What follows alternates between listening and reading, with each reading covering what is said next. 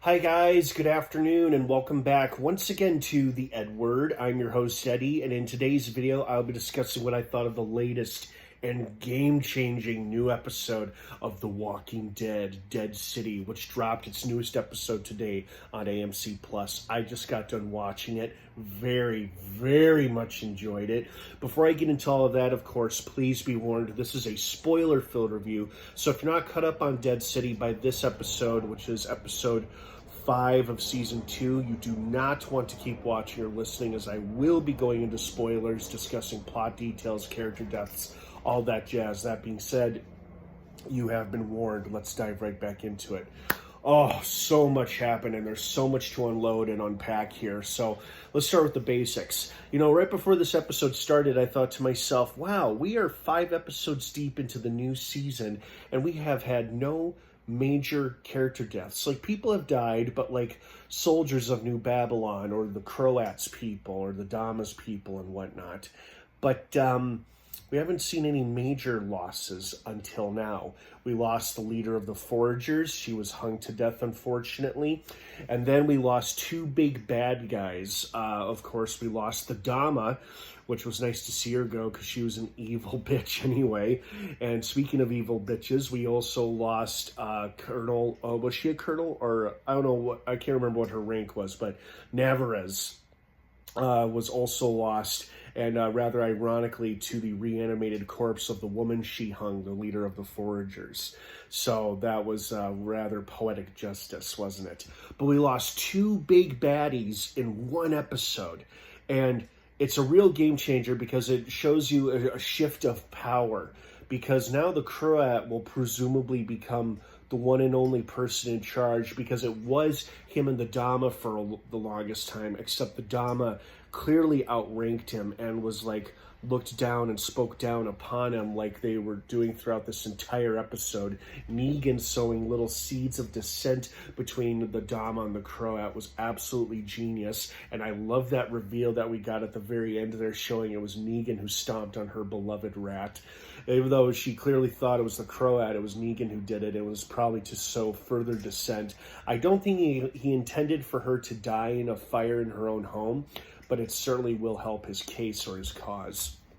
And then we lost most of, or all of, the New Babylon soldiers, along with Navarez, when they were all swarmed by the infected.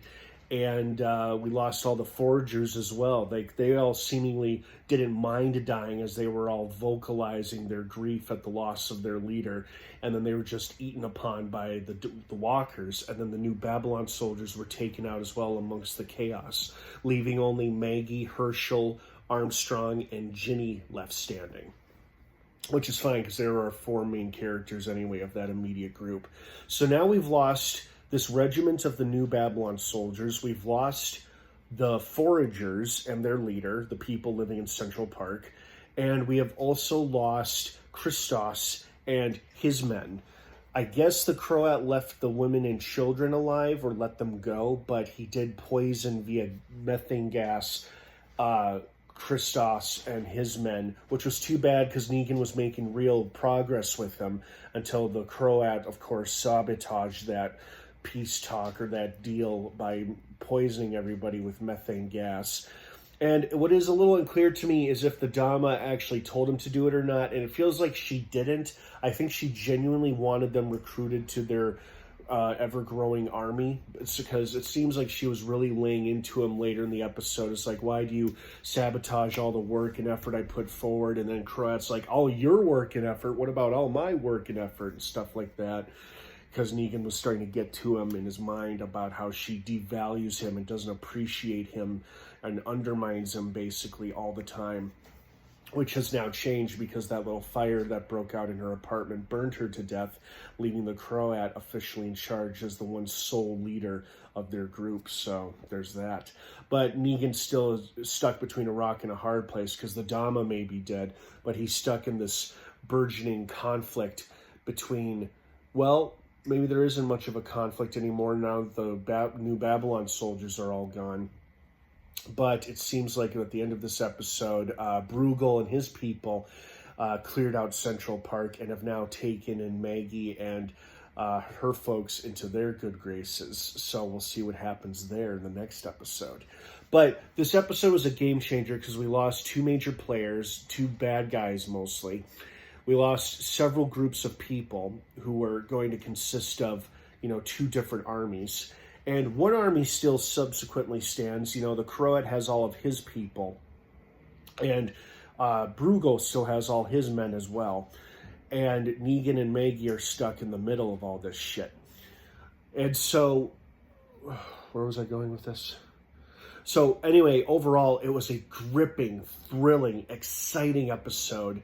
And it really paved the way for a really exciting second half of this season of this show. Granted, we only have 3 episodes left in this season to go. But if the show gets a 3rd season, I don't know if it will or not, but if the show gets a 3rd season, it could take it in exciting new directions as they could seemingly expand on this ever-growing conflict, or maybe they'll wrap it up in the next 3 episodes. I don't know, but I'm all in for it. I am very much enjoying this show, this season especially, and this episode might have been the best, if not one of the best episodes Dead City has given us so far.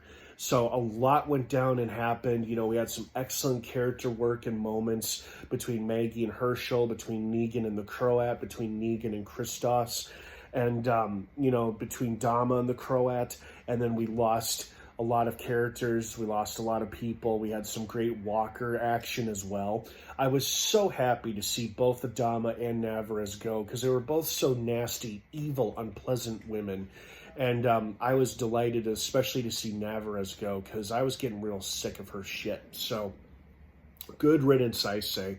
But what will be interesting moving forward with one of the armies in this conflict now seemingly eliminated, the New Babylon folks, and only Maggie, Herschel, Ginny, and Armstrong are left standing. There's certainly no army. But they seemingly have been rescued or saved by Bruegel and his men. What kind of conflict could we be looking at now? Is Bruegel going to sidetrack his new allegiance to the Croat and decide to take the methane for himself with his army?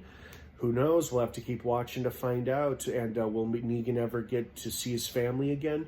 Again, we'll have to watch and find out. But I very, very much enjoyed this episode, as I hope you guys all did too. It had a little bit of everything that makes a Walking Dead episode great. Excitement, drama, action, major character deaths, and game-changing storytelling. So I hope you guys enjoyed this episode as much as I did. Thank you so much for watching. Have a wonderful rest of your Sunday. Feel free to like this video and subscribe to this channel for more videos like this one. The Walking Dead, Dead City drops new episodes every Sunday on AMC and AMC Plus. Don't miss it if you're a deadhead. Have a great rest of your day, everybody. And of course, until next time, may the Force be with you.